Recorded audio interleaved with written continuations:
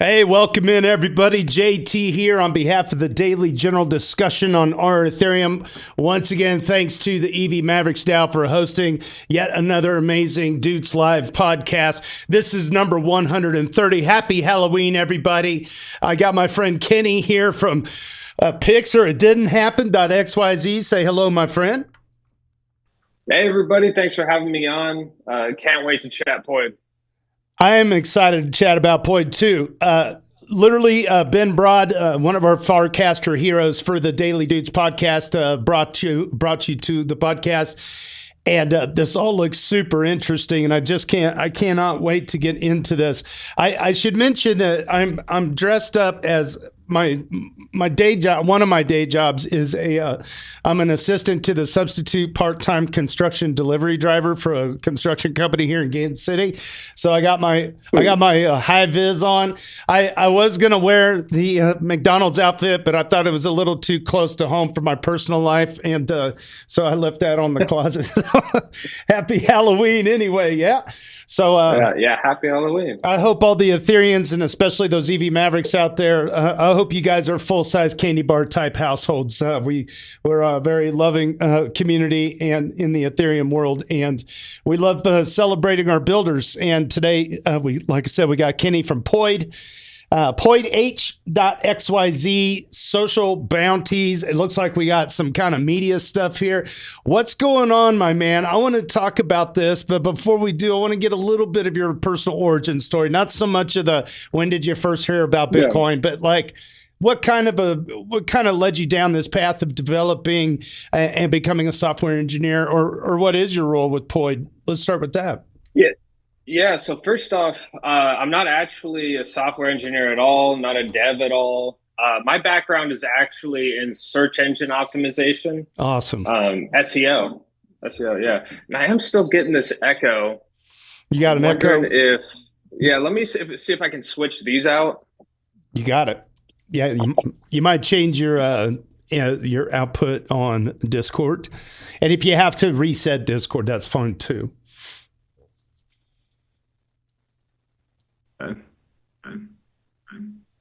Got anything? That's an echo for us. There you go. Try that. Anything now? So there's an echo. There's an echo. When I talk, it's feeding back through.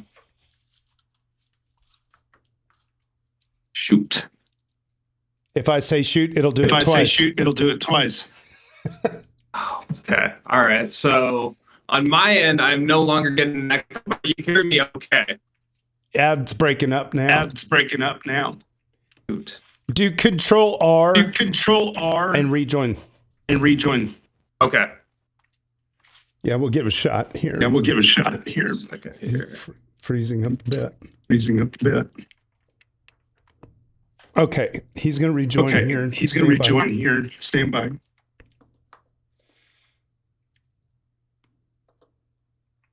Hi, JT. Well, hello, Logri the Bard.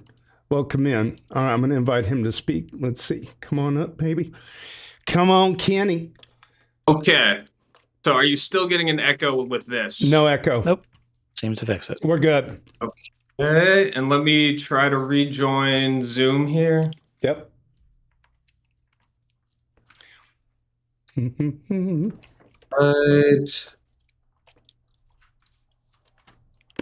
Right. I see joining Zoom, and Zoom is muted. Perfect. We're good. I hear you just fine.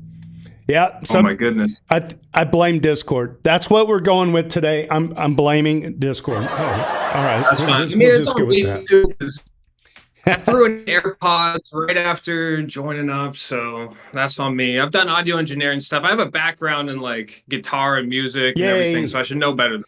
I have a background in trombone, so I get it. I've been a DJ for like 20 some odd years, so that's how I actually make money. Awesome. Well, when we have some DJing bounties, we've had DJ bounties on poidh before. Oh, really? And it's been a bit for them to be claimed before. So yeah, next time somebody makes one, I'll be sure to send it your way. Oh, that's cool. So I'm not as much of a production style. I'm more of a corporate and wedding kind of guy. And so that's perfect.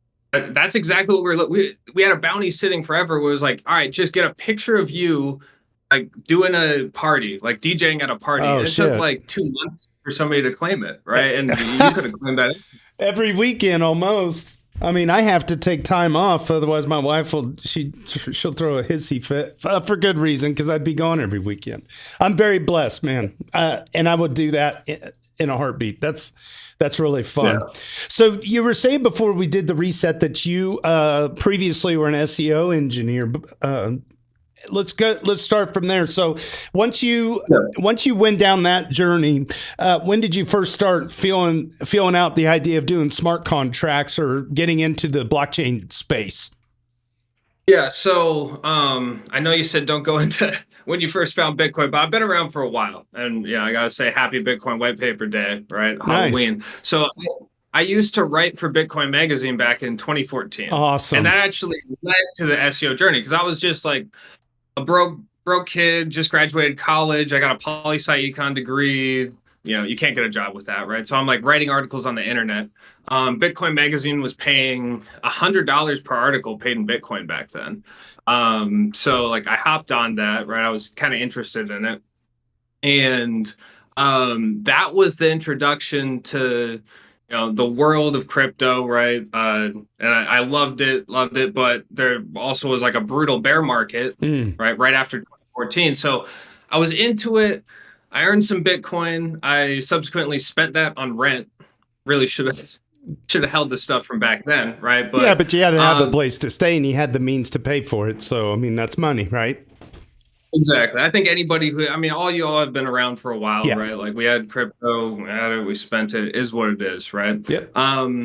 But that bear market happens, right? And I realized I have to get like a real job. And so I've been doing freelance writing, doing articles. If you're in that world, you kind of get into the SEO world too, right? Because you're thinking, I'm writing this thing, how do I get people to discover it on the internet, right? But there's nothing more brutal as a writer, right? You spend all your time and effort. You're like, oh, nobody's finding this thing. And so you learn about SEO, and I went down that rabbit hole. I worked at an e-commerce company, was involved running their blog, and then got hired on an SEO agency. And I was doing the SEO agency grind for, I was like 2017 through 2022. Now, during that time, I was also still very connected to the crypto world, right? Like I was still tracking what was going on. I actually ran a website called cryptocurrencyposters.com back in like 2018. It was like drop shipping of, shirts and posters with like crypto logos on it. And I kind of used it as like my SEO testing ground. I ranked #1 for Coinbase alternatives for a while, right? Nice. And I was getting link money through that sort of stuff. So I was always paying attention, always hanging out on crypto Twitter and whatnot. And so obviously, 2021 comes around, big bubble, a lot of stuff going on. And it was at that point that I was like, I really want to be involved in the industry full time. And so that led to becoming an in-house SEO at a company called Block Native. Oh, okay. Have you ever heard of it before? Yeah. Okay. So yeah, Block Native's Ethereum infrastructure company. So I was doing that for a bit. Also worked with a company called D.Fi, did some SEO for them.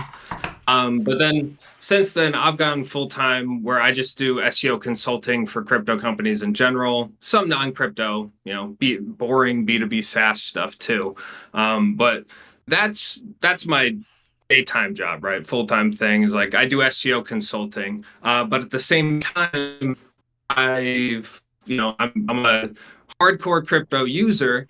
I have wanted more real, tangible things that you can do with crypto and like use cases and products that are only possible with crypto, because I love this industry and I look around and frankly, like I can't tell my buddy, oh, go do some DeFi farming, right? Or like, go speculate on this coin, this meme coin or that meme coin, right? I want stuff people can do that isn't gambling, frankly. Yeah, I love it. Yeah. And so that is where the idea for Poidh came from. And it was actually thinking, The specific thought process was around like an on-chain health insurance fund, as strange as this is, right? And it was just me trying to think like, all right, there have to be ways that we can use this future money, this internet money, to pool capital and get things done in the real world more efficiently. There have to be ways to do this, right? I'm a bit of a DAO nerd too, thinking about that sort of thing.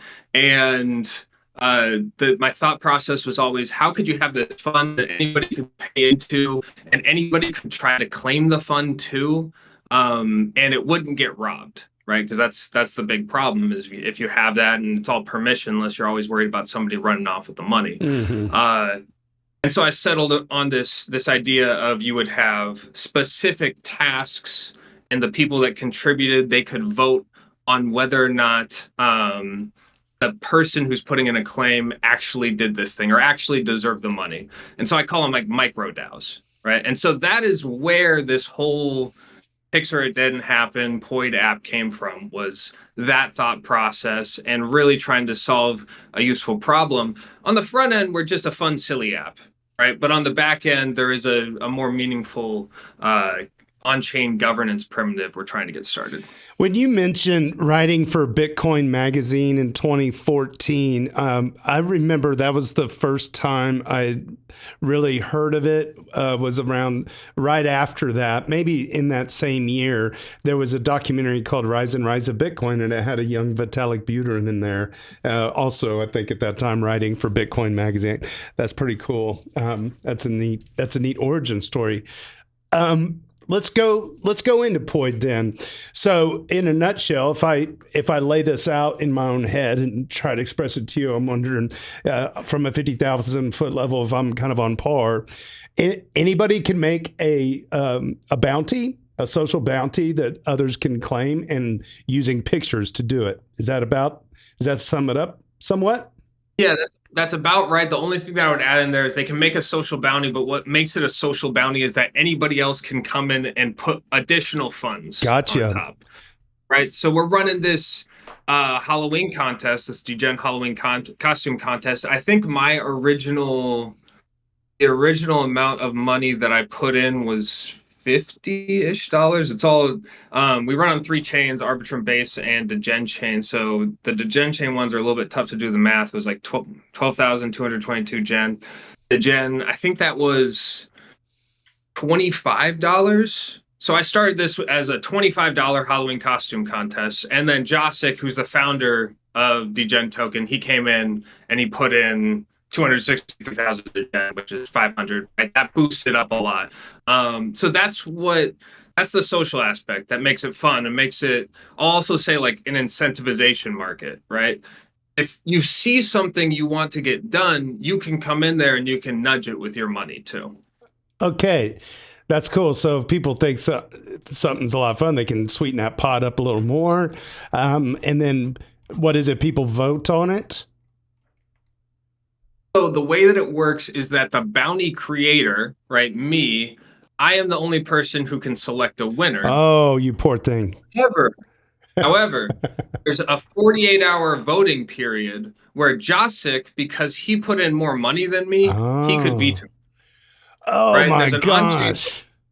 Locked in, right? So he's able to incentivize it, but he doesn't have to trust me. Oh, wow. Right? Because we're buddies, like it's all good. And most of the time, it's very optimistic, right? It's like, oh, most of the time the bounty creator is going to be act in good faith. But there is, because I am obsessed with the decentralized, trustless nature of this industry, I would never build something where people are giving up trust their money, right? I think this is very unique in that you can incentivize things, but you don't lose access to your money. Wow, that's fun. Okay. Go through that one more time. You made the bounty. Okay. You made the contest. Yeah. Another person can contribute, or multiple people. If they contribute more than you contributed, they have an option within that 48-hour window to veto. Mm-hmm. But ultimately, you get to decide how many vetoes can there be. So they can veto me as many times as they want, right? I'm the only person who can nominate a claim for vote. And the reason why this is because think of this problem. If I let anybody, like say that anybody who puts in money, they can nominate a claim for a vote. Then somebody could come in here with $1,000. They could put $1,000 in the pot. They could submit their own claim. They could set their own claim to vote, and they just stole our money because they have majority voting share, right? So this is that way to protect against that. The only, anything can be exploited. Poidh could be exploited, but you would need a bounty creator who's working in tandem with somebody putting in funds, right? The bounty creator has to trick people into putting money in, which, I mean, that's just normal scam behavior. It can happen with anything, right? You can't protect that. So it's really leaning on that social reputation and saying, well, the only reason Jacek put this money in, the Degen founder, is because he trusts me in the first place. So a lot of it is being offboarded to the social layer, the social trust layer. And we are built on top of Farcaster, right? Where this is all done with wallets, but you can see somebody's PFP when it's attached to a Farcaster profile, right? So like, and it looks like I do need to clean this up. There's been some duplicate submissions and stuff, and so I can hide it a bit. Oh yeah, there you go. So you're exploring. You can click on anybody's profile too. Okay. Maybe and if you go here, click on the claims tab over here on the right hand side. Claims. Got it. Yep, right there. And there you can see everything this person has ever submitted. And if you click one of these, you can go to that bounty page where they submitted on, right? And so there's this whole graph we're building of people recording real world stuff, and it's all tied to wallets, and they're getting paid for it, and they're earning points for it, right? We do have a points program that's not tied to any token or anything. That's more I'm a big Reddit guy, right? And Reddit is Reddit's just this online forum where people are working for fake internet points, right? And so when you look at, maybe if you can go back to the Halloween contest page, actually, and I'll show you a profile of somebody who's really done a lot. Keep scrolling down, and you see right there the Silent Hill nurse. Scroll up a little bit. The very bloody one there on the right hand side. On the right hand side. Yeah. Zero. Okay, so click her profile. Xerox Kesha. She's been doing stuff on the app for a year. She actually applied to last year's poidh bounty too. And so you can see a ton of the stuff that she's done. I'm surprised she hasn't won anything on this wallet. She's won stuff on her old wallet. So she should have had points.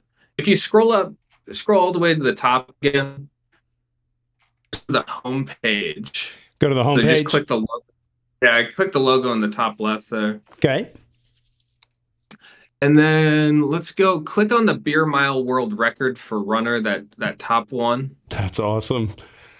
I don't know if anybody in the audience has ever watched the beer mile before, but it is incredible. Like, they have to, if I remember correctly, the starting line has a beer. They go around the track. They have to drink another beer at the finish line. 3 more beers. It's 4 beers. And this 4 beers every lap. The world record is like under 4 minutes and 30 seconds, maybe, or under 5. Like, insane. Yeah, 4:39. 4:39. In collaboration with Runner on Based. Shout out those guys. Spit Funko Lips. He's putting a lot of money for this one. Okay. Because we did just win. Like, we had a big record that we broke. Like, we broke the world record for kickflips in 1 minute. I don't know if you. I think I saw something on X. I was a little confused. So that was your platform that was sponsoring that? Holy crap. So if you click the logo up there, top left again. We'll go on a little bit of a detour and go to past bounties. So this is, you got to scroll up. Okay, gotcha. And you see that logo? Yep. We got to make that more apparent. Sorry for the bad UX. No, you're fine. There you go. Kickflip world record for Degen. So click that. And so that was Dave Baczynski, skateboarding pro, $30,000 in Degen. You can see that's the aftermath of the voting there. Wow. Yeah, but I will point out, because this is important for the on-chain voting mechanism, that it's only if 50% of voting members vote no, then something won't get paid out. So people can abstain, they cannot take part, as long as the majority of voters actually approve. But yeah, this is Dave Baczynski. If you click his profile, you'll see he's now the poidh points leaderboard winner because Oh yeah, 20,000 points, right? He earned a lot. So you only earn points when you pay out a bounty or if you earn a bounty, right?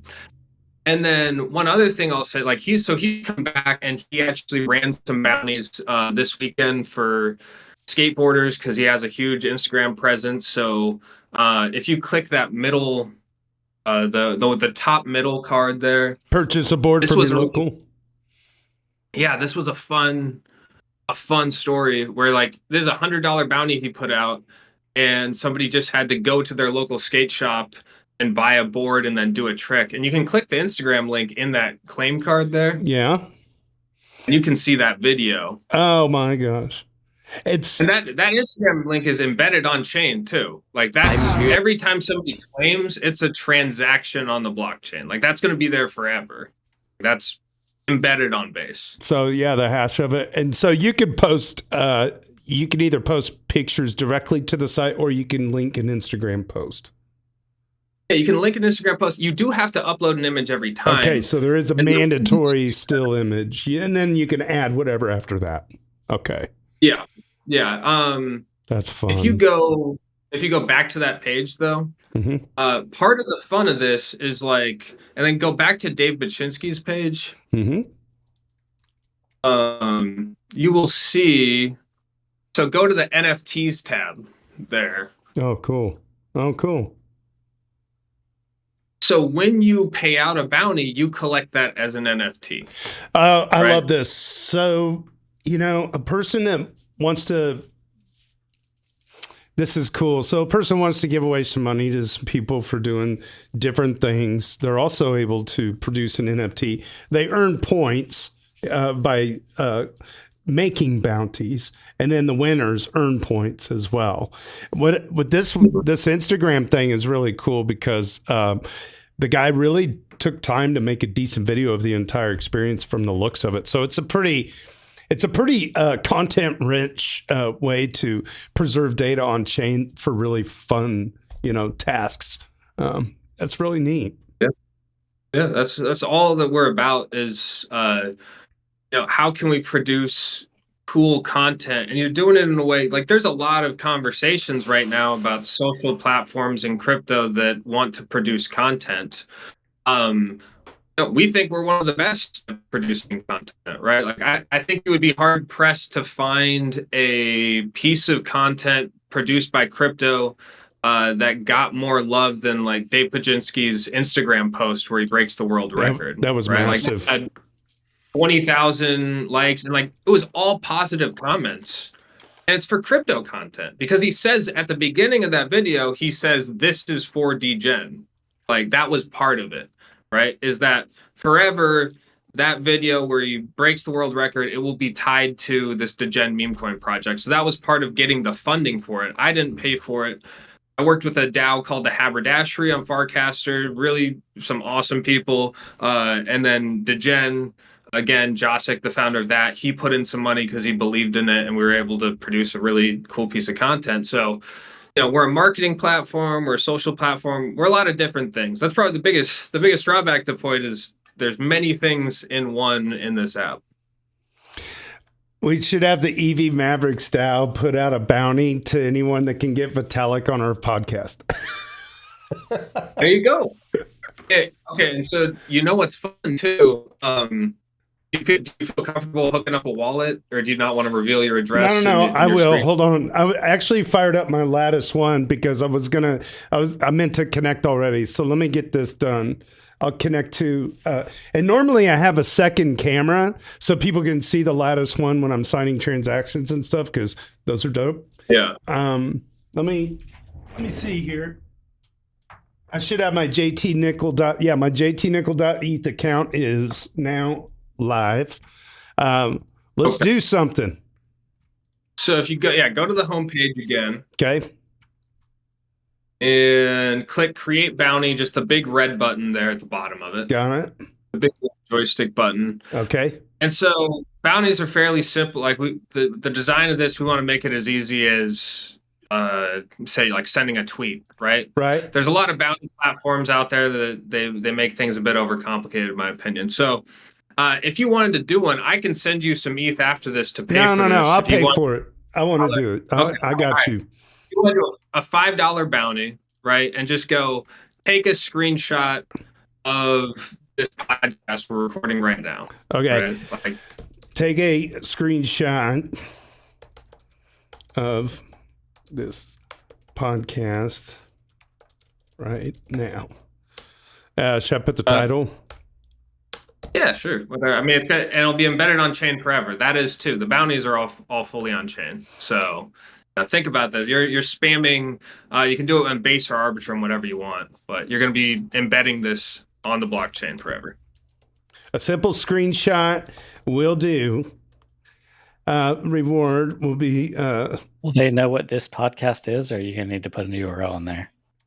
I think I kind of enjoy this when you're doing it like this, because if they're really watching, they should know. So it's almost like an insider thing. So anybody who sees this is just browsing Poid, they're not going to know what the heck this is. But if you're actually watching, you're going to be able to do this instantly. God, I pretty much did that spot on. You know what? I'm gonna sweeten it a little bit. 0.0025. Yeah. For the album, though, make sure to put EV Mavericks. And so our albums are like subreddits. So nobody's ever made one in the EV Mavericks album, right? But now there's going to be an EV Mavericks URL, and anybody can post a bounty in there, and it'll be one collected group of bounties all related. Too generous, JT. $20? You're crazy. Let's go. I'm in. This is fun. I'll add another 5 on top. Oh, and you can add more. Great. Base. Yeah. Let's see. Hopefully I got some ETH on base. I better. God dang it. I know I had some at one point. Okay. So I'm signing on the lattice now. Beautiful. I wonder if I can. Here we go. Right there. Boom. All right. Got it. Oh. Let's do it. Freaking rad. I love doing stuff like this. I love that you're trying, like anything but gambling. I get it. I love it. This is like a real social thing. Yeah, you got it. Yay. Yay, team. All right. So now you have a URL. If you click on EV Mavericks, you can see your album page that you guys have now. It'll be right down there right above the dollar amount. Oh, wow. Yay. I should have I know, I'm going to sound effect here. And then when bounties get completed, it'll all show up in past bounties. But yeah, I'm adding some funds right now. How freaking cool. Share bounty. Let's put it out on let's put this out on Farcaster. Actually, we're live on Twitter too, so I'll just cast to both places. How freaking fun is this? All right, chat, get in there. Come on. Take a screenshot. I'll put this. All right, well, this is embarrassing. I barely have any funds, so I'm only going to be able to put in 0.00069 ETH. Hey, that's a meme number already. I like it. It's like 2 really small people getting after it. Okay. Excellent. Nice. Somebody getting it? This is your chance. Okay. Enough of that shit. Oh man. Let's see. I got a Go team somewhere. I made a Go team from back in the days when I was working for Grid Plus, but I don't know if I still have it in here. Oh, I do. Here it is. Go team. Yeah, it's pretty. There we go. It's pretty unnecessary. Right. And if you refresh, my money's in there now too. So I think we got B Broad. We got 26. We have 2 contributors. Myself, Ben Broad is in there. Kenny's on the way. You might have to do a hard refresh on it then. No, you're there. There it is. Okay.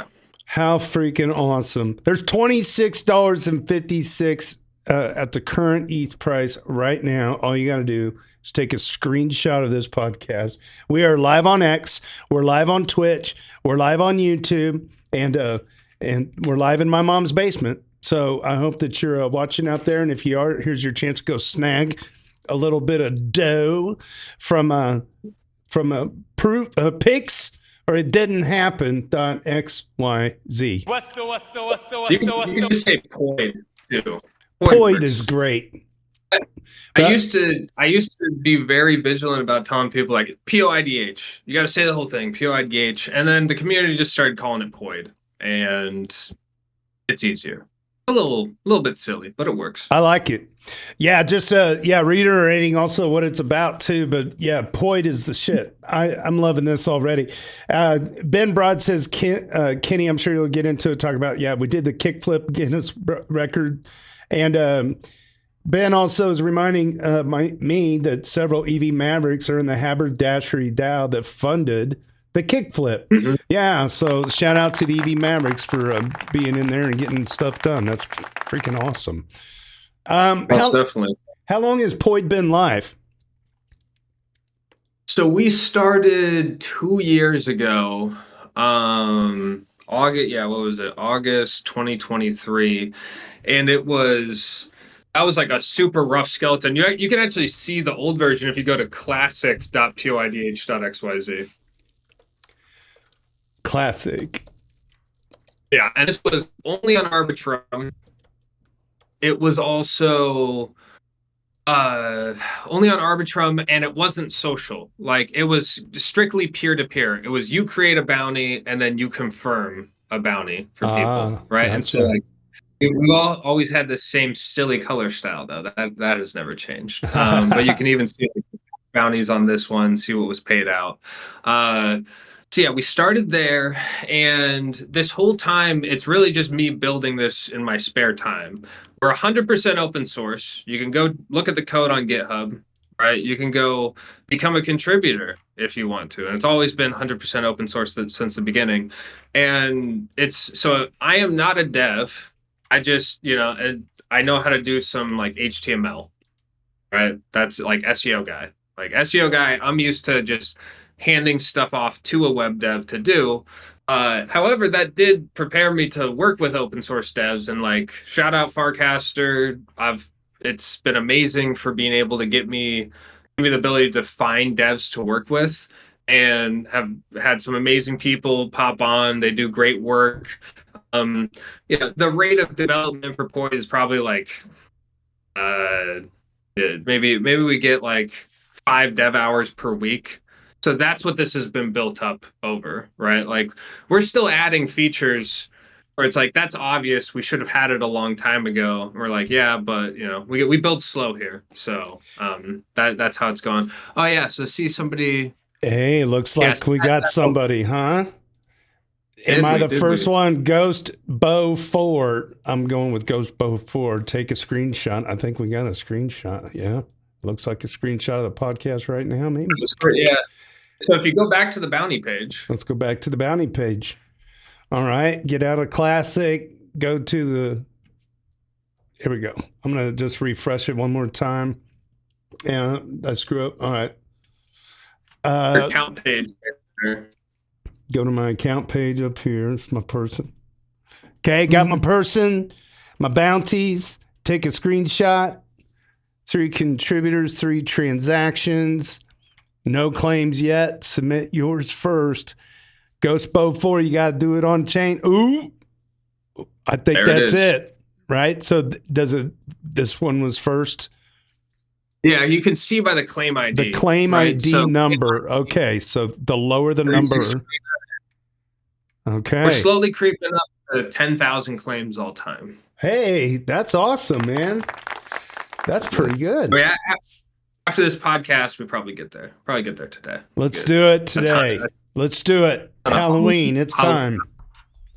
But so now, because it's you can submit this for vote, right? You can do our little on-chain democracy here, right? Gotcha. Because let's do it. Unless you want to wait, you can also wait for more people. And something I'll tell, actually, like often I will do these contests and then leave them open a little bit longer than people expect, and I'll send $1 USDC to other claimants and stuff like that, because you can just copy everybody's wallet address and send that to them directly. So it's really easy to just use Poid as your contest platform and then do manual rewards outside of the actual on-chain stuff. And can you put time limits on it? There's no time limits unless you manually put it in there. But you can enable that. Yeah, that would make our contracts like way more complex. Right now, the Poid contract is dead simple, and I do like that from the perspective of security. Right, that's a big concern. Obviously, you're never 100% certain with stuff that's on chain, but it has been pretty battle tested. Right, we had $30,000 in there and it didn't get stolen, so that was awesome. And knock on wood, though, you never know. Yeah. But yeah, like I try to keep things as basic as possible for the simplicity, and then because it is fundamentally me as a crypto user, as a crypto person, that I think that we can make crypto tools that don't have to be super complex, and they can still be fun, and they can still be useful to the general public.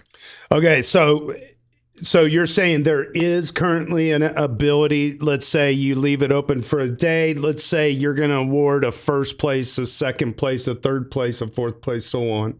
You could do that. So you could give like a portion of the proceeds, and if everybody approves of your vote as the person that created the bounty, that then you could give the main pot to the first person. But if you do so choose, you could give a smaller pots to second or third or what have you. Yeah, and it's all done manually. Like if you go click, see that little copy icon next to their name on the claim card? Oh, I see. That's their address. Yeah. If you click that, it's going to copy the address. And you can do whatever you want with it. Right? Okay, let's do this. Let's do this. I want to keep this open. I want to keep it open for a little bit until we kind of get to where we're going to wrap up, which I want to be respectful of your time, but also it's Halloween and I got grandkids and I got to get stuff going. But it's all good. What I'll say is I'll drip a few funds to anyone else that takes a screenshot of this podcast for the rest of the time, and I'll throw a little your way too, because we're full size candy bar people on Halloween around here. Okay, I want to make sure that we get the king size for the winner, which is around $25 or so, and then I'll throw some candy out there for anybody else. Let's do this. What are we at? 140 right now. Let's leave it open till about 150. We'll check back in, and then I can, as we're wrapping up or whatever on your portion of the show, we can get some people paid out. What is next for Poid? I think it's running fine right now. You're just getting the wheels greased out there. You're getting some notoriety. You're working on claim number 10,000. You got a world record in the books. You're making some noise now. Where are you going to be next? Are you going to have you done the conference stuff yet? Or are you just trying to make sure the product works really well for now? What's going on? Yeah, I worry about the product working really well. And then, like, I got a family. I got 2 young kids dressing up as Team Rocket tonight. Boys are obsessed with Pokemon right now. So, yeah, it's a hard sell. Like, I spend the free time that I have, which isn't a ton of free time, right, working on this app. So it's a bit of a hard sell to the wife to be like, all right, now let me go party at some conferences and pitch this app to people, right? Oh, shit. But what is next for it? We're continuing to work on the basics of making this a really good social app. Like, we don't even have Farcaster notifications going out properly for like, oh, somebody added funds to your bounty, right? That's not being done. We are going to add a feed page, right, where you can just scroll through, because if you look at the homepage, it doesn't look active, and I want to have a page where people can just scroll and see, oh, a claim was submitted, a claim was submitted, a claim was submitted, somebody made a bounty, somebody added funds to a bounty, right? And they can see that beating, heartbeat of Poid. If you do go look, if you click on the magnifying glass, this is a pretty new development here in that we have this explore function now, and you can see all the albums. Oh, cool. Right? The one I'm really proud of is Public Goods. There we go. And we do try to lean into like how can you use Poid to improve communities? Because remember, like the whole idea for this, it came out of me thinking of how do you have a healthcare fund, right? You know, fundamentally, I believe that the best use case for crypto is filling in a lot of the gaps in local governance, national governance that we see, because governments touch everybody's life, and there's no point. There's no single actor that more people deal with that they're kind of frustrated with the performance of than governments. Everybody knows this. Everybody isn't in love with that. So if we can use crypto stuff to fill in that gap a bit, I think that could be a massive use case and help fix our reputation, which frankly, a lot of people hear crypto and they just don't think of great, nice things. So if you click on past bounties in the public goods album, you can see a lot of the stuff that we've done, right? This last one that was done, that was like filming a review for a local small business, and a guy in Austin did that and filmed this beer garden, right? Or it's like planting trees or removing garbage or sharing a local custom. Yeah, I love this album, and I really want to lean into albums and people like you all. You know, you built around right, EV Mavericks that came out of Reddit, correct? Yeah, that's our home.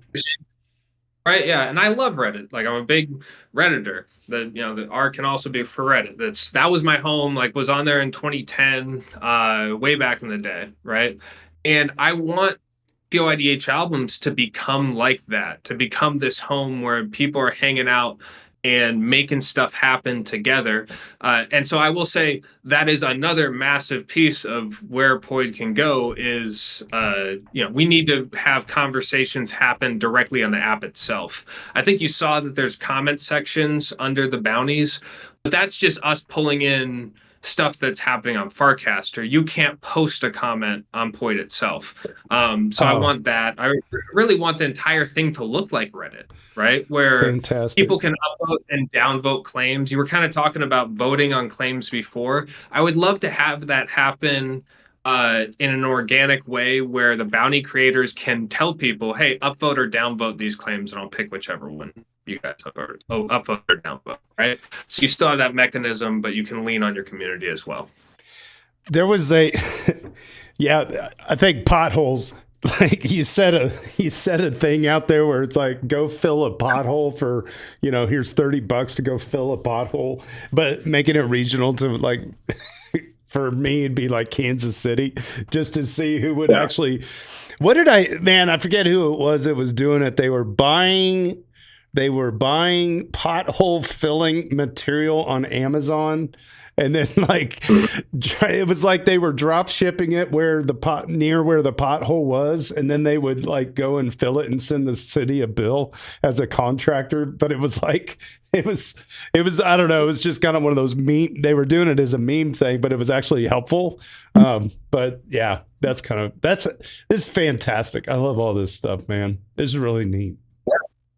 Thank you. So yeah, we're trying to get that, to make that happen. Personally, I'm a bit, I have these founder decisions to make of like, how much do I focus on my SEO career? And like, this is what I love, is the product I love that I'm building. And, we might investigate like trying to raise funds, talk to VCs or whatever. And there's a lot of fundraising stuff out there as well in the community these days, where it's like, hey, maybe we could, I would love to hire a full-time dev, right, and see what I can do, right? Being able to build this with just part-time open source devs, I think if we have a full-time dev and I go full-time on it, we could really accelerate it. But for now, we're just, hey, let's keep making fun bounties happen. Let's keep making fun content happen, and just see where things go from there, because there's already so much stuff to work on. And when the time comes to make the decision around going full time or not, I'm sure it will. The decision, the right answer is going to present itself. Well, by the way, Ghost says, hello, Kenny. He says, what's up, MFers? He goes, I remember the DGen bounties. I won 10K DGen once. So there you go, Ghost. You're going to be getting a little bit of ETH today, I have a feeling. Also, Kenny, since you love Reddit so much, I don't know if you're aware of this, but we started I started this thing called the Doots back during the pandemic as an effort to recognize people that post in our daily discussion. And what I did was I used Reddit Enhancement Suite here. If you're do you know about Reddit Enhancement Suite? I do. So I use the tagging. I use the tagging to make a point system out of the tags. So, for instance, user minuscule penis made it to the Daily Doots. So his Dooter 2 becomes a Dooter 3, and so on and so forth. So over time, and then we got Tricky Troll, who does this every day. He picks the best of what was in the thread yesterday, posts it to the current daily. Okay. And then we have the A word that makes our weekly list. And then we have the entire res file goes to Hani Abu, and he has dailydoots.com where you can see the leaderboard for all the people that have made it to the list at least one time. Okay. And then what we did, it's actually ongoing right now, is we have, let me go to the overview. Yeah. You can mint a POAP if you're on this list. You can mint a POAP, and we have, your daily Dooter platinum tiers, anybody that's made the list more than 100 times, and so on and so forth. And we have gold tiers, silver, bronze, and participant. It's pretty neat, and people can claim a POAP. So there's a little bit of cross pollination, I think, that we could use here with what you're building. Yeah, and so you're all about this, right? And that's what I'm trying to do is I want poidh to be this other thing that plugs in on chain where people are proud of the NFTs that they've collected. They're proud of the amount of bounties that they've paid out. And you bringing up Reddit Enhancement Suite and all the badges you can add, that reminds me that's another piece of what we need to continue to add are those social features, right? And you just created the EV Mavericks album, right? But really, anybody can post in there. You don't have moderation capabilities or anything like that. That's another thing we need to add where, okay, you're the album creator. Now you can choose to hide a bounty if somebody puts it in there and it's not relevant to your album. Or you can add a header. You can add a description. Right? You can have special tags when people claim a bounty in your album, right? Reddit's already paved the way for this. We don't have to reinvent the wheel. Reddit and Discord. It's just about us being able to add all this stuff. Right? There's always new things you can do, but I think that is very critical because we want people like you, right? People who are power creators and power users to look at poidh as this fun tool that they can make their own. I love it. This is wonderful. Well, we are at 1:50 my time, 10 till the top of the hour. Looks like we got two people. And you're saying, I'm going to refresh the page one more time. It looks like, and you said the claim ID that's the lowest number is the person that was the first. Yeah. Yes. Okay. So I'm going to click submit for vote. Okay. And then submit claim. And then you sign this as a transaction on chain. So begin the signing process. I'm going to have it push over to my Lattice one, not a sponsor. All right, it's signed. Also, shout out to Rabbi. Okay, so then this is 72% yes, 28%, which is the two of you have abstained. And and so at this point, we can come in here and we can vote. Your vote is already cast, right? It assumes if you nominated it to vote, then that means that you're a yes vote on that. Do I click? I click yes. Yeah. So you don't have to do anything else. That's a bug. It shouldn't even display because you've already voted. It is hard coded now. It's a 48-hour on-chain voting period. Okay. Right? So even though it's over 50%, right? We have to let the 48 hours pass to give everybody a chance to vote. And then that's just part of the smart contract voting mechanics of it, is we wanted to keep it dead simple. So it's a hard-coded voting period. And Ghost Boy knows. He's had bounties before. He knows it's going to take 48 hours to pay him out. But and you don't have to send money to him. No, this is going to the other person, right? Dr. Deeks. Dr. Deeks is going to get a little. He's going to get a little $5 candy bar from me as well. Love it. Yeah, I'll send him something on Farcaster when I get my phone. There you go. There you go, Dr. Deeks. It's a good day to be second place, my friend. And Ghost, 48 hours. It says, ask Kenny about his beer bounties. Beer bounties. Ghost is asking. Yeah. So if you go back to the search area. Okay. So yeah, it was just a way that I would drum up. Go to bounties. Oh yeah, just type in beer, and then click on the bounties. Oh, not that one. Not with this. Sorry. So go to the this homepage. album. Okay. The album have they're not perfect, all right. But if you click that bounties tab, there you go. Now, right there. Got it. Now search for beer, and this will give you the full history of bounties that have had. Shotgun a beer. Go get a beer. Guess the beer. I like beer. And there was a lot of these bounties that was one of them, right? Where I would take like a little shard of a beer and like post that as a picture. And I'd be like, figure out what this beer was. If you click one of these, you might be able to, I don't know which. Yeah, you'll guess the beer. Guess the beer, and then click the link. Click that link up there, my Warpcast link. Hopefully that redirects properly. I don't know if these Farcaster people. Oh wow. Yeah, that's crazy. Poidh is very flexible. You can break a kickflip world record, or you can do a silly guess the beer bounty. Right. That's fun.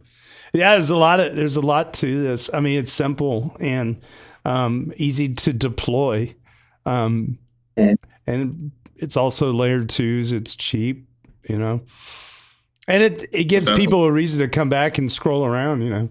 I kind of want to send this to my son that's in college, because he's very crypto adjacent. He's not really in it like I am. But if I showed him this and I'm like, hey, dude, there's like these little opportunities every day, if you just check in, you never know, you might be able to get something. And then, I like that. Also you were talking about a UI thing let me go back to the homepage. Okay. It'd be kind of cool somehow up at the top. I'm sure you've already thought of this, is almost like a heat map of like what's getting the most interaction. So it's almost like a sidebar hot list and things are kind of moving up and down in real time as it gets more. Yeah. Click the main menu hamburger there. Main menu hamburger. Okay. Top left next to the logo. Trending. So that's the trend. That's the trending albums, right? So you should actually be at the top with, I'd assume EV Mavericks would be at the top. Maybe you got to refresh one more time. But basically that tells you where people are creating bounties in. So it's almost like Reddit, why isn't EV Mavericks? Well, it maybe takes one more, maybe you got to do more than one. Yeah. But you do have something like that. That's cool. I was just thinking almost like a carousel that's just kind of 3 things at the top 3 things that are flashing. That's true. Oh yeah, we're always experimenting with it. Like I've tweaked that top a lot. Actually, I know why it's not in there. It's because the bounty moved to vote, and so we don't highlight an album where there's no bounties that are open. So if EV Mavericks wants to get back up to the top, you got to make a new bounty. Is there an auto? Is there like going back to the time frame thing? Is there any auto execute where like the guy makes the bounty and forgets about it, and like a week has passed? Okay, no auto execute. Because I don't want any back doors. I don't want to control anybody's money. Right? Gotcha. Yeah, I'm a U.S. citizen. I don't like messing around with you put money into my contract, but technically there's a Trezor and I can just press a button and I'll take your money. Again, very much, I am hardcore decentralization, permissionlessness. I would never build something that isn't fundamentally based off those principles. So I'm never going to have a backdoor. And the reality is that there will be many bounties that people make, and you can go find them. They're stale, they're old, nobody's done them. However, we've also had times where people made one, and then a year and a half later, they come and confirm it. Gotcha. And it's fine. Like, that's how the internet is. The internet is full of stale content. And I think having a website where I'm like, oh, I'll never have bounties that never get done, it's just unrealistic, right? So Gotcha. I'm fine with it. It makes it more real, in my opinion. Excellent. Well, Kenny, is there anything else you want to tell the viewers? Go make a bounty today, or do a bounty, right? I've listed a lot of things. Follow me on Warpcast, follow me on Twitter, and you'll always see the latest announcements. But mainly, thank you so much for having me on. This has been the funnest conversation about poidh, especially because you got it up and you're going through it. Most of the time, people aren't doing that stuff during an interview. So props to you, man. Well, I love doing things. I mean, I feel like I want to remove the speculation and start getting down to the actual using. And so if we have a way to do it on live stream, I love doing that because people at home can get a chance to just see how things work.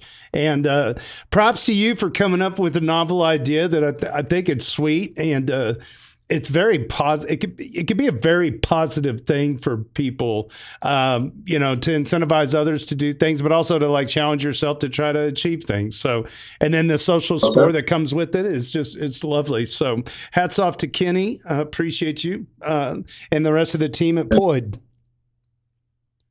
Much appreciated. Shout out to Evie Mavericks. Hope you guys keep using the album. I'll probably put stuff in there too if y'all don't mind. And hopefully soon I will be able to grant you moderation capabilities. That'd be great. Album. Hey, and stop by our Ethereum, get in the daily general discussion. This is like a really easy thing. If you see a bounty that seems like it makes sense to drop in the daily, come by every day and drop one in, I need to be in there as a daily participant. I have a 12-year Reddit account, got banned, too many strikes, too much talking crypto. I shared a poidh link in the cryptocurrency subreddit, and I'd shared poidh links elsewhere on Reddit before, right? The Seattle subreddit, right? Because I had a local Seattle, like, hey, do something good, pick up some trash. And I got banned from the Seattle subreddit. And then is it shadow banned? Is it shadow banned or absolutely banned? Pretty sure I'm absolutely banned. I cannot log into those accounts anymore. And any account, I had another account, which was I was proud of that account because I'd gotten to Reddit page 1 back in 2013 with it, right? I was top of page 1 with a meme. They locked me out of that one too. So I got wiped out. I did create a brand new fresh poidh.xyz account on Reddit. Just don't judge me because it's brand new and I feel weird because I have so much Reddit history, but nobody can see it. Well, here's what you do. You stay in the back channel with me on Discord. You drop links to your Reddit comment. I'll get it approved. I'll make sure you're whitelisted as an approved user. You'll still have to do the 10-day karma hug thing, but that'll be easy because you're going to be green anyway. So as you post, then just drop it in. We're going to take care of you is what I'm telling you, because I think it's fun and it's perfect for the daily general discussion, unless it has to do with technicals. Our Ethereum mods that are in the ivory tower above us, they don't like that on the front page, but they gave all of us peasants and heathens the daily general discussion, and it's lit, man. It's a lot of fun. So this is perfect for poidh. We want you there. Well, yeah, I'll get in there. I'll make a habit of it. Try to get in there every day. Because every day I wake up and I do share a bounty on Twitter and I share a bounty on Farcaster. And there's no reason I can't add that to my list of hey, this is something new. If anybody wants to make money, right there. There you go. Kenny, once again from poidh, thank you so much. Really appreciate you. Well, ladies and gentlemen, and this is Kenny, you're welcome to stick around if you want me to read Reddit so you don't have to, but this is where we celebrate our weekly Doots, our Doots of the week. So otherwise, it'll be an Irish goodbye, and thanks for hanging out. I really appreciate it. Yep. Thanks for having me. Gotta go take care of the toddler. All right. Have fun tonight. We'll see you. Cheers. Awesome. Very, very cool. If Vitalik Well, we're moving on. we would Weekly lose a Doots great time. researcher. A great mind, And he's not just writing about Ethereum, he's writing about collusion systems. crypto economics. That would be a tremendous loss to the world, but the Ethereum Oh, machine yeah. would just keep chugging. Just keep chugging. Just keep chugging. Just keep chugging. Just keep chugging. Just keep chugging. Just keep chugging. All right, the Weekly Dudes live stream is all about showcasing the best of the week from the daily general discussion on our Ethereum. This is a read-along reaction series. If you want to follow along, head to dailydoots.com, designed and produced by our very own Hani Abu. Big thanks to Tricky Troll for capturing and curating each Doots, and the A word for curating this most beloved weekly list. Make sure to subscribe to us on all of your favorite platforms by visiting dailydoots.com. Let's jump right into it. The morning roundup today. Main Independence 394 chimes in Ethereum. Ethereum Buddy gives us a price at 38.48, and Frank the Tank gives us a ratio at 0.035 on the ratio. A weekly haiku courtesy of JS Tears, Expectation Buff, the Staked ETF Hot Stuff, Cut Rates Deep Enough. How does he do it? JS Tears, how do you do it? And our ship post of the week goes to Haunted Jockstrap 88. Oh, man. Haunted Jockstrap 88 is a duder, let's see, number 20 for the week with our ship post of the week, because we always like to save the best for first. What if demand just goes up from here? Maybe because of massive ETH adoption. Like maybe if we were bringing large chunks of global payments and settlements on chain. And while that was happening, we knew what the supply would do because it's programmed. I bet you could make a pretty strong bet on price then, huh? Well, I don't know, though. It would also help if we knew that the largest capital pools in the world couldn't even access ETH until recently, if they even can yet. That'd be cool. Oh, I almost forgot. Imagine if the government planned on cutting rates over the next 15 months. I think that'd be pretty nice. Well, I wish. Lads and ladies, it's never been more over than it is now. October, November. A dissemblance of hell in December. I sold all my ETH to buy PLTR. ETH with its shoddy fundamentals and no setup could never go exponential in such a short time. In this market, only fundamentally sound assets like XRP and PLTR can do that. Good luck to you all. And Zcash. Yeah, and Zcash. Blast from the past. Obviously the best fundamentally sound privacy chain, right? Yeah. No improvements have been made in like 10 years on it, but like, okay, let's bid up a 500%. Yeah, it's going, isn't it? Decentralized Banana is sticking around for the long haul, but recognizes the frustration from all the narratives which all come true in every way except for price. And Decentralized Banana this week is a duder number 2, a relative newcomer to the list. Thanks for posting. To be honest, this one hurts. This one hurts. I'm as bullish as ever on Ethereum, and I'm not selling until at least 2030. So I can see all this adoption happen and all this tech finally become what we were dreaming about for the last 8+ years. But me and other people here are losing hope of seeing crazy high prices for ETH. And let's break it down instead of just complaining. In the last 8 years, remember these sentences? When institutions will come, we will be rich. When Ethereum scales successfully with layer 2s and the insane fees are gone, massive price gains will happen. When we start burning ETH with EIP 1559, the price will skyrocket. When Ethereum transitions to POS, the 99.9 energy consumption drop and green narrative will finally convince the world to buy ETH. The 90% issuance drop in ETH from moving to proof of stake, aka the triple halving, will create a supply demand that will make the price of ETH pump like never before. When Ethereum enables staking, everyone will be buying ETH to stake and the price will go parabolic. If ETH had a Michael Saylor, ETH would be double its all-time high easily. ETH treasury companies now own more percent of the supply compared to Bitcoin treasuries. If Ethereum had ETFs, the ETH would be doing as well as BTC. If Ethereum had a spokesperson to teach everyone about Ethereum, the world would buy ETH. We now have etherealized for a while and, huge respect respect to them. If Ethereum had someone like Michael Saylor to talk about Ethereum on TV and podcasts and interviews, ETH would skyrocket. We have Tom Lee now. I should also mention we have Paul Brody out there rocking and rolling. But let's be real. Ethereum has so many things happen that this list is probably way longer. There will be as many more bullish catalysts for Ethereum because Ethereum's fundamentals and upgrades and upcoming tech is so huge and amazing. And there are two that I can already think of. When layer 2 start paying for blobs, ETH price will go up. And when ETH ETFs get staking, TradFi will buy ETH at unseen amounts, resulting in huge pumps. But I just can't help wondering if that huge list of insane bullish stuff happened and the price is under $4,000, then there are those two new things really going to pump ETH, are they? Or they will just be added to the list above, things that are insanely bullish but did nothing for the price.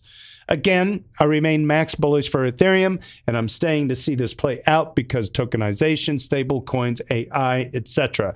It's all about to explode, and the majority is clearly happening on Ethereum. When all the financial giants are publicly announcing their layer 2s and saying tokenization and stablecoins are going to take over the financial world, when trillions of dollars go on chain in the upcoming years and the exchange ETH reserves going down more than any girl I've ever met, the price of ETH must go up, right? Well, there is no way it doesn't, and I'm effing staying until then. So F this depressing dog shit for now. It is what it is. Ethereum is winning. Mass adoption is on the horizon. Our time will come and ETH will be worth at least 5% more than it is now. We just need a bit more of that agonizing, excruciating, torturous, harrowing, unbearable, insufferable, and distressful thing called patience. Okay. All right. It's right until it's not. That's all I'm going to say about it. There's a lot of truth to it, and it's correct until it's wrong. I was there for all of those little bullet points, right? Yeah. I was there like, oh yeah, triple halvening. Oh yeah, staking. Oh yeah, staking yield. We're going to get ETFs. We're going to get staking ETF. Like, all these reasons to buy. Oh, now we've got treasuries, and the treasuries actually have a higher percentage of the supply. And like, I'm watching the exchange reserves falling from 28 million to 16 million, and we're lower than we were when we had Monkey JPEGs. It's just like WTF. Yep, it is a bit. It makes you numb after a while, the disbelief, but it all works until it doesn't. I'm still like, and just comparisons, the thief of joy, right? Like everything else is doing well around you. Yes. You're like, what am I doing holding this? Like I had all these narratives or the reasons I held it, and none of those touched the price, and it hurts because I have to realize that like I held for 15 narratives till now. I got a couple more, but like obviously all these things coming to fruition have not touched the price as much as I would have thought, or I wouldn't have held this long. It's one of those deals where it's like, okay, great. All of those things are happening on Ethereum. What is Bitcoin really doing? What is XRP really doing? Apparently going up in price. Going up in price. See, and that's the only thing that there is, right? XRP has nothing going for it compared to all this. And but it's still stable-ish, I feel like there's just going to be a pile of people on the sidelines in complete and utter disbelief. Because at some point, that's the most hated rally thesis. It's the most hated rally ever. We get down to like 10 million reserves. We get down to 5 million reserves, and then every incremental buy from a DAT or something is just there's no more to OTC. It's all gone, and then it would run. That's a supply crunch thesis. If we look at how much the exchange reserves have fallen in the last month or two, sure, that's a very sexy projection you can do there, but more than likely it's going to taper off. We can already see the MNEVs have crashed. We can already see that the buy pressure is probably not going to even stay at 200,000 ETH per week, but it's 100,000 ETH per week. That's still 5.2 million per year. That should have an impact if you're at 16 million float and you drop that down to 11 million by the end of next year. I don't know. It just, something about this seems like it seems wrong. It's not just there's a sense of disgust there. Something's wrong. It just seems like it's, making you go a little bit insane, because it's like, how can all of this be true? And yet, right? it's questioning sort of fundamental beliefs I have in I don't really believe the Well- market's rational, but in all of the how to pursue my investment strategy. Okay, so all of these things at the moment feel or seem very true. I mean, the facts are there, but the other fact of this is great. What are you doing with your ETH in the meantime? Surely this isn't just a one-trick pony speculative hold like Bitcoin, because like you could still make a little bit of yield, a very conservative way to make some yield on it, regardless of the price. And so there's like lazy ways you can put your money to work in this ecosystem. And I'm comparing, the Thief of Joy stuff to Bitcoin. Like people he's not even really complaining. It's a very realist approach. And the best part is they've already stated that their timeline is 5 years. Well, that's 33% more history of Ethereum to unfold, right? If he's been around for 10 years, they're willing to stay another 5 years. Hold on to your hat. I think you'll be okay. But hey, it will be the most hated rally ever. Well said, Logri. For those of you listening, that's Logri the Bard. He's our technical interviewer here from tokenomicsexplained.com. Go follow his blog. He's number 2 on the rich list, which, by the way, I didn't even read out the rich list for the week. So let's go do that real quick. Aiden Cairo is at number 10 at 118. No, did I get that right? Yeah, 118. Ethical Trade finally climbing up 1 at 119 at the number 9 spot. Crypto Well Currency at number 8 at 127. JS Tears at 132. Hanny Abu at 134. Tricky Troll at 164. Benito 23 at 176. Super Fizz he climbed up a couple at 235.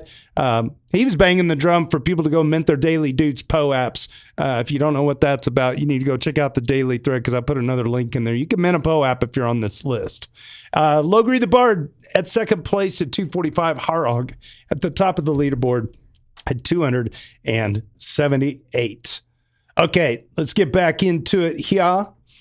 Professor Strangelove sheds light on more brazen corruption via crypto rails, and user Iter Elote does a deep dive on the different connections and laws being broken. Professor Strangelove is a Deuter 14 for this week. I need to find Iter Elote. Okay. It's a totally separate thread here. I'm going to find Iter Elote as a Deuter number 5. All right, Professor Strangelove says the wallet that did the big short before the Trump-China tweet seems to also have bet on a CZ pardon in 2025 on Polymarket. According to CoffeeZilla, it's absurd what they get away with. Wow. Iter Elote, furthermore, unfortunately, if you follow the threads and connections, it's all pretty obvious this is more than alleged. It's ongoing and just starting. We've got to accept the simple fact. The Trump family never placed their business holdings in a blind trust. That means when presidential policies or security decisions benefit Trump-controlled entities, it's a direct violation of the domestic emoluments clause. Emoluments clause? I hope I said that right. Emoluments clause. Look that up, Jamie. When those benefits involve foreign actors, such as those through crypto ventures, it's also a violation of the foreign emoluments clause. Knowing this to be true, Trump held a private dinner for the top 220 holders of his meme coin. Early insiders profited from the liquidity, while the Trump organization earned a transaction fee revenue. That's effectively pay-to-play access to the presidency. The Trump family gained majority control of World Liberty Financial, taking about 75% of net token revenue and 60% of total profit. WLF issues the USD1 stablecoin backed by U.S. Treasuries. WLF, that's the World Liberty Financial, and by extension, the Trump Organization, earns interest on those treasuries while USD1 stays in circulation. Once redeemed, that interest income stops. A state-backed Abu Dhabi fund, MGX, used USD1 to fund a $2 billion investment in Binance, giving USD1 more legitimacy, float, liquidity, and profit for World Liberty Financial and Trump. And Trump just pardoned CZ, Binance's founder, who still holds influence over the exchange. As long as Binance holds USD1, these tokens continue earning interest for Trump's business. A Trump child joined the Polymarket board immediately after the SEC dropped a case against the company. The same child invested heavily in the company beforehand. Qatari-linked investors have been buying into the meme coin. 2 weeks ago, Qatar received U.S. approval to build a Qatar Air Force training facility at Mountain Home Air Force Base in Idaho. Idaho. The overlap between foreign investment and favorable U.S. policy is hard to ignore.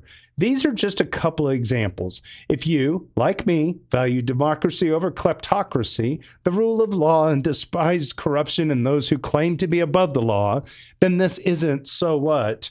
It's incredibly important as it directly impacts our lives and future generations. No, we will never get rid of corruption. And yes, what Pelosi has done, along with scores of other Republicans and Democrats have done and continue to do, is unabashedly corrupt.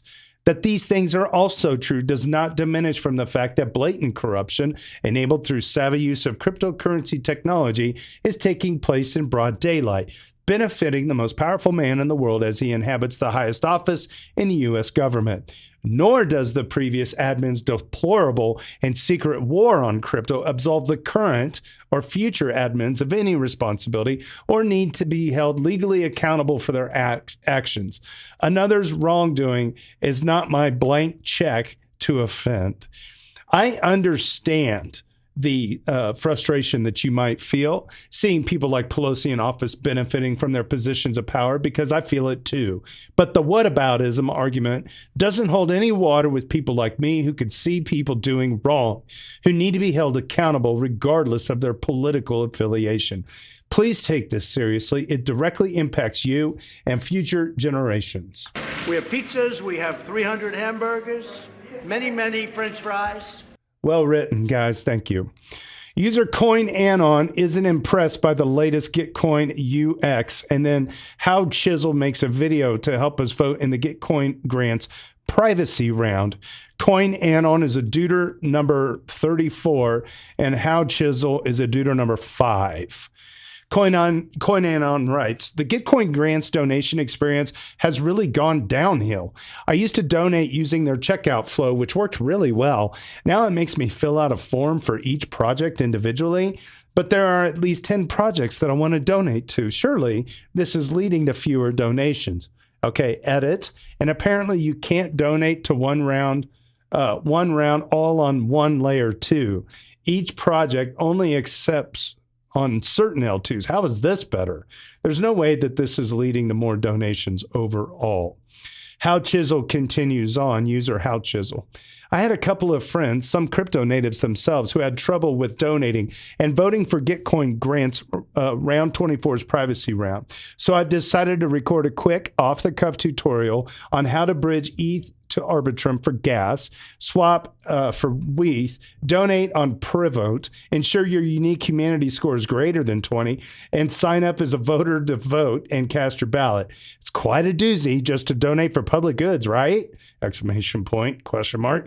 I promise you, it's not that hard, and it won't take more than 10 to 15 minutes. Okay, that's a user. All right, how does... Okay, I don't know if Discord can hear the audio on this, but How Chisel is helping people here on YouTube. So what I'm going to do is I'll put the link in the chat in various places, but you can also just go click on the link at dailydoots.com and then go to the weekly roundups. Scroll down, you'll find it there. How Chisel, by the way, is a wonderful YouTuber, relative newcomer to our subreddit, and I gotta give a shout out to their page, 90 Seconds to Crypto. This guy's really been making some fantastic comments.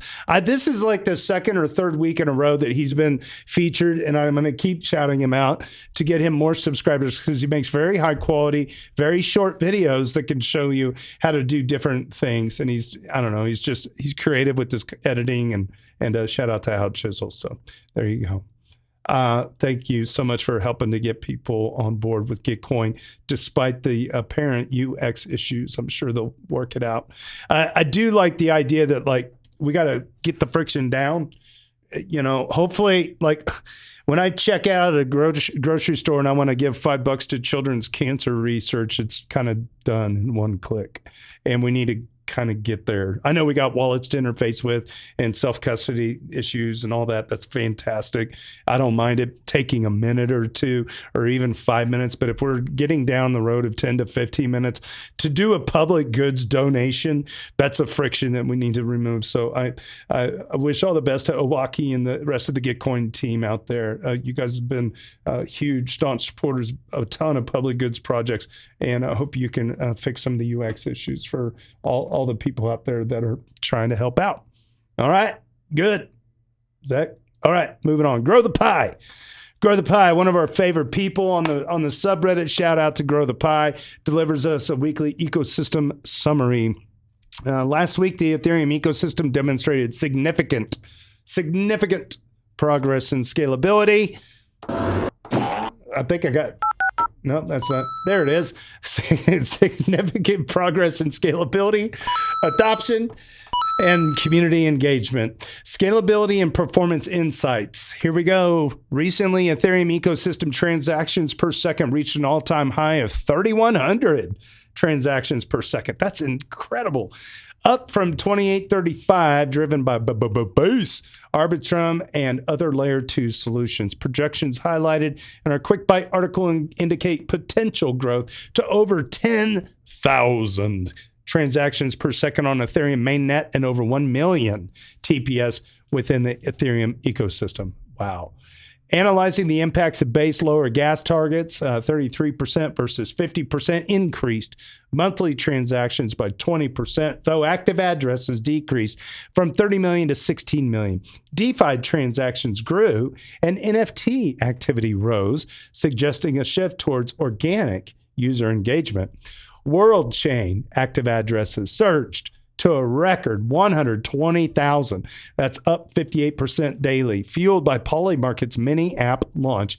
We will be updating this metric to include user operations. This figure is currently underreported. Ethereum adoption metrics. The stablecoin supply grew to 173 billion, a 5.5 billion weekly increase. That's up 96% year over year, with mainnet leading adoption, bolstered by its consistent uptime. StarkNet stablecoin growth reached $140 million, a 63% increase in 30 days. Superform transaction growth recorded 1,000% increase in weekly transactions. That's 10,000, and a 258% rise in active addresses to 2,800. Robinhood tokenized stocks tracked 489 stocks with $8 million in on-chain value, showing steady inflows and growing interest in real-world assets. Shopify on Base maintained consistent daily volumes via the commerce payment protocols, signaling Web3 integration in e-commerce. Search Shopify on our platform for details. A16Z State of Crypto report highlighted crypto's maturation, faster chains, and DeFi mainstreaming, with our data featured prominently. All right, here we go in the community discussions. A Polygon POS classification.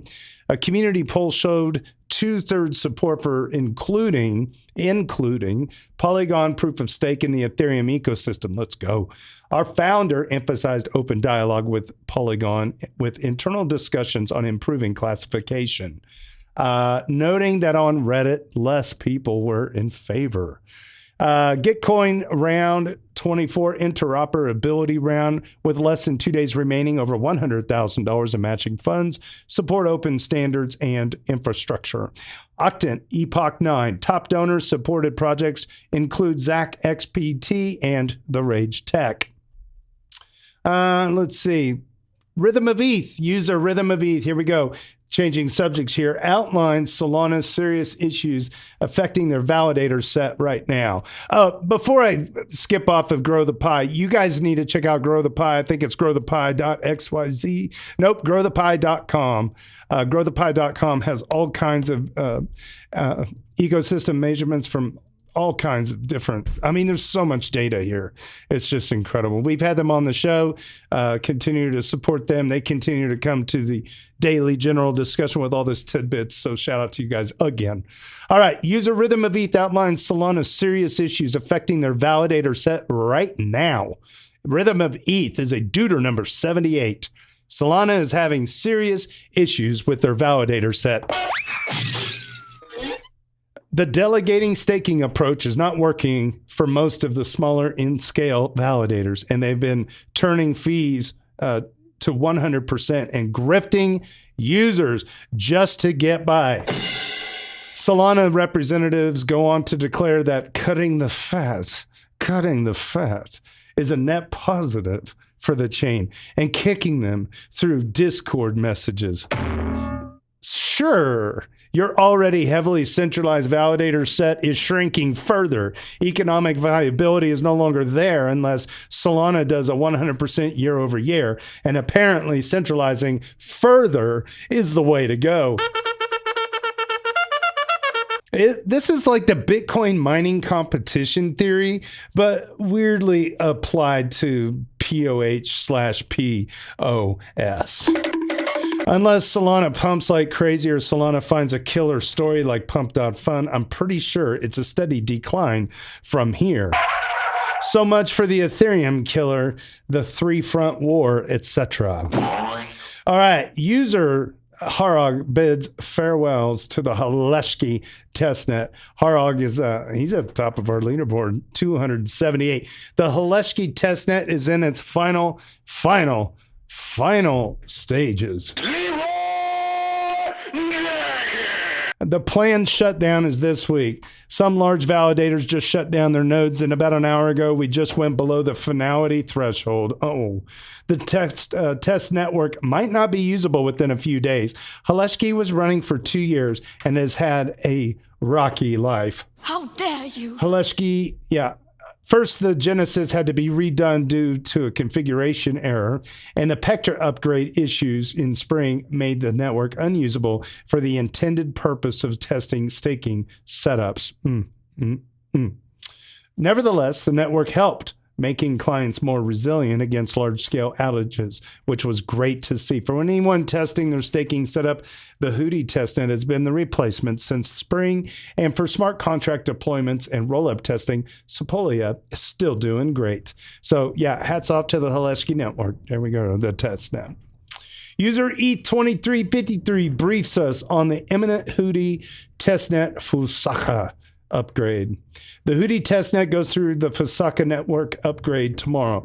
Previous testnet upgrades, Haleshki and Sepolia, went flawlessly. Hootie is a bit different, with validators run by a more diverse set of node operators. Still, things are expected to go smoothly tomorrow. If everything goes well, we may see a confirmation of the Fusaka mainnet upgrade data as early as next week. Rhythm of ETH this week is a Deuter number 78. Thank you for that update. And finally for this week, 12 Meatballs. 12 Meatballs helps us out behind the scenes here at dailydoots.com. 12 Meatballs checks in from Argentina again today, testing a few apps before using an Ethereum app for everyday commerce. Wow, buenos dias. Another update. 12 Meatballs writes, I have cash in my pocket. I got money in my pocket. And although direct payments using USDC seem to be non-existent, I wanted to try out the local apps and wallets built in Argentina that can help me out. Lemon Cash and Bello require national identity number from a South American country. So that's out.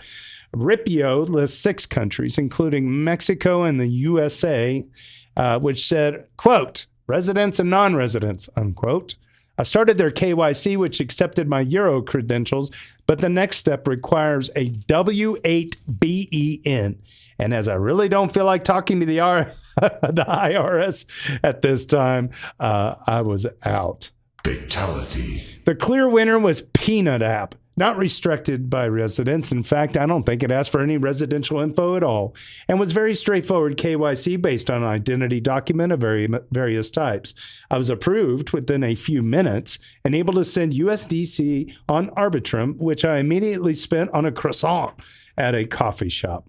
Many, maybe most places here accept QR payments through Mercado Pago, I hope I'm saying that right, and Modo, and you seem to be able to pay a peanut with any of them. It's not quite the decentralized option I was hoping for. All of these are custodial and require registration and KYC. It seems to me that although everyone is excited about stablecoin adoption in Argentina, it's all done through the middlemen. I mean, no shade to Peanut. The apps work great for paying here, and I'm going to keep using it. But what I'm not seeing is a decentralized option, wallet to wallet, where I'm not asking to have permission to use the service and then send my money into a wallet that I don't hold the keys for. Decentralized and trustless, by which I mean I want a solution other than meeting a stranger in the street and hoping they don't bring a wrench. Okay, and 12 Meatballs continues, posting again about the use of the Peanut app in Buenos Aires, as my previous isn't visible, probably my bad for including a link. 12 Meatballs, I think hopefully we got you approved on that. Peanut.me is the website, confirm using Twitter, lets you install as a Chromium app and a very simple sign up. You have to KYC with an identity document. It took about 2 minutes. Then they assign you a contract address. You send USDC on ARB, and it appears as USDC in your Peanut wallet. Your funds remain in USDC, and transactions are shown in pesos and USD. You can withdraw that USDC at any time. A lot of places let you pay using a QR code, using Mercado Pago or Modo. Everyone that I've tried so far has worked with the Peanut app. Usually they generate a QR code for you. You scan it in the app and then confirm the transaction. The transaction is in pesos, but you see the conversion rate and the full amount in USD. Then the transaction is debited from your wallet. You get a transaction link for more information, but there's nothing on chain. In other instances, the shop has a static QR code. You scan that, and you have a zero value transaction where you have to put in the correct amount. Confirm that, and the vendor in some way gets a confirmation that you paid the correct amount. It's all very easy and very straightforward. Note that you have to have internet access for it to work. I tried to top up my subway card, but the moment I went underground, I lost connectivity. So far, I've been very happy with the simplicity. Right now, they require an invite, but you can find one easily enough on Twitter or use mine in hopes that I get perks. Invite the down thread or DM me. And that is 12 Meatballs to wrap up this week. Well, thanks everybody for sticking around. This was episode 130 for this Halloween 2025. Shout out to Kenny for Poid. Make sure you jump on that app sometime. Congratulations on the winners. I think we had Ghost that sent out our final win there. Really appreciate everybody smashing bells, getting subscribed, and most importantly, stop on by the daily general discussion on our Ethereum. Fire up that Reddit account, knock the dust off of it. We ain't going anywhere. We love that place. All right.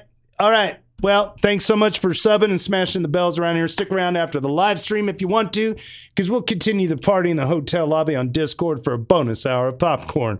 It's a fun place to hang out when the parents aren't watching on YouTube. Hi, Mom. On behalf of the EV Mavericks DAO, Ethereum's daily general discussion on Reddit, my name